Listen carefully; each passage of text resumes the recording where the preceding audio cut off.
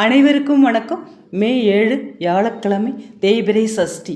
இந்த தேய்பிறை சஷ்டி அன்னைக்கு நம்ம செய்கிற இந்த மிகச்சிறிய எளிய வழிபாடு முருகப்பெருமானோட அருளாலையும் குரு பகவானோட அருளாலையும் மற்றும் குபேரரோட அருளாலையும் நமக்கு நல்ல ஒரு பலன்களை கொடுக்கும்.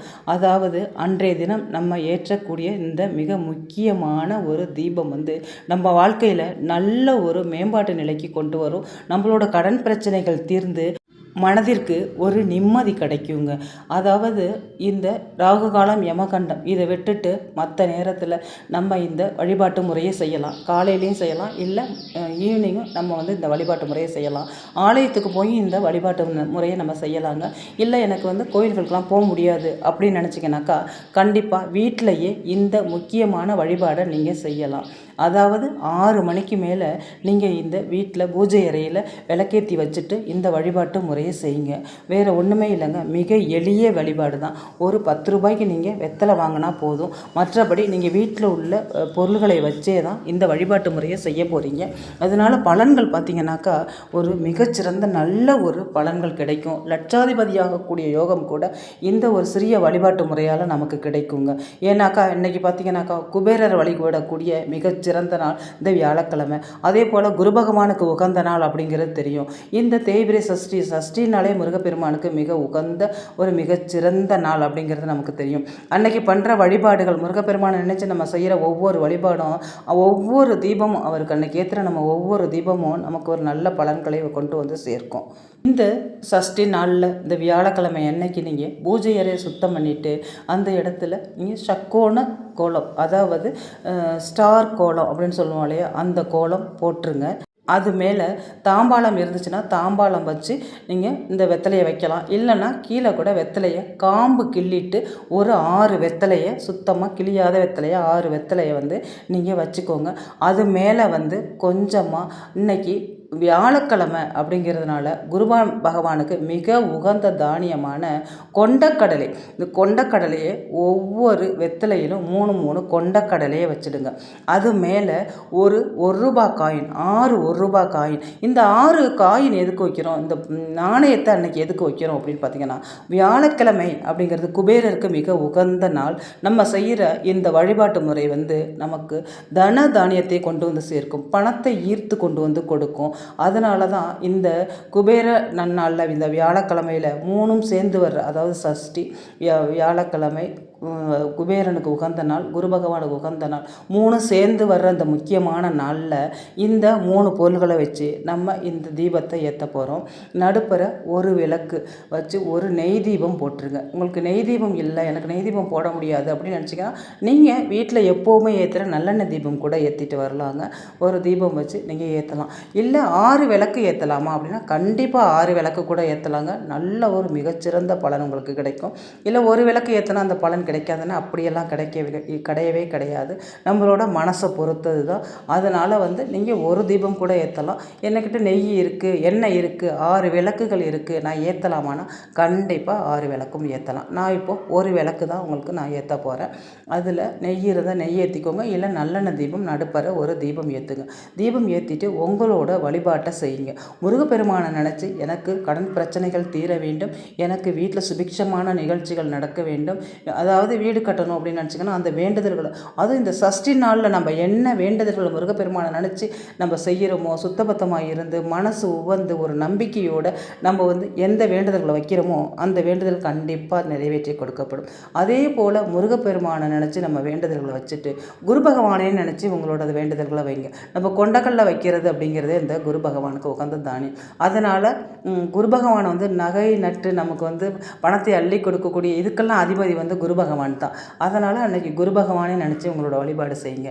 அதே போல் இந்த 1 ரூபாய் காயின் வச்சுருக்கோம் இல்லையா, அது குபேரருக்காக நம்ம வைத்தது.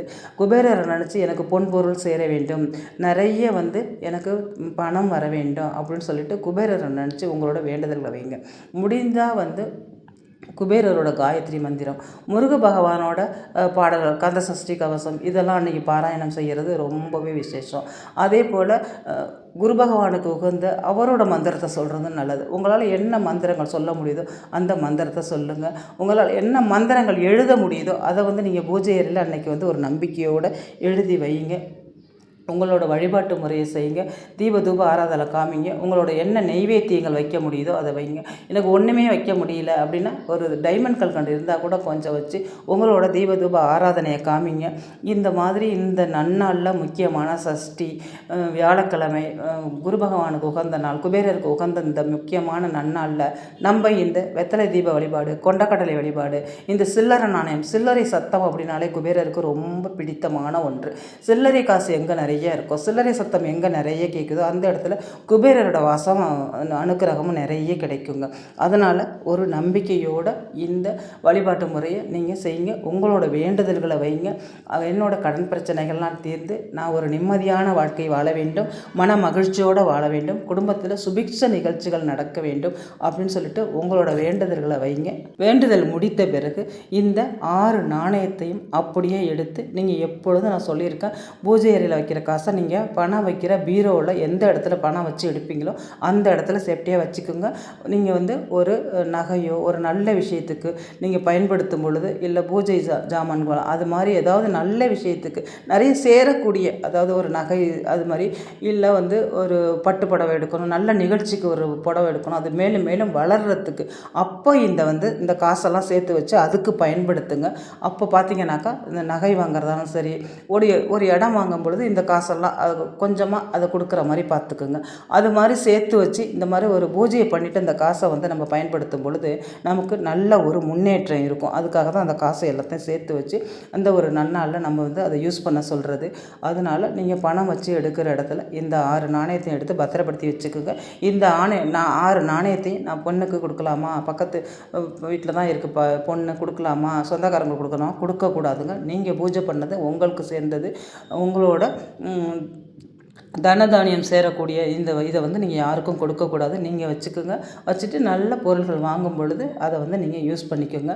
இதனால் பார்த்தீங்கன்னாக்கா முருகப்பெருமானோட அருள், குரு பகவானோட அருள், குபேரரோட அருள் 3ம் இந்த முக்கியமான நாளில் உங்களுக்கு சேர்ந்து நல்ல ஒரு வளமான வாழ்வு உங்களை தேடி வரும். தன தானியங்கள் சேரும், பணம் கொட்டி கொண்டே இருக்கும், லட்சாதிபதி ஆகக்கூடிய யோகம் கூட உங்களுக்கு கிடைக்கும். அதனால் இந்த நாளை தவற விட்டுறாமல் கண்டிப்பாக இந்த சிறிய எளிய தாந்திரிக வழிபாடை, பூஜை வழிபாடை நீங்கள் செய்யுங்க. கமெண்ட்டில் முருகனுக்கு அரோகரா அப்படின்னு பதிவிடுங்க. முருகனோட பரிபூரண அருள் உங்களுக்கு கிடைக்கும்.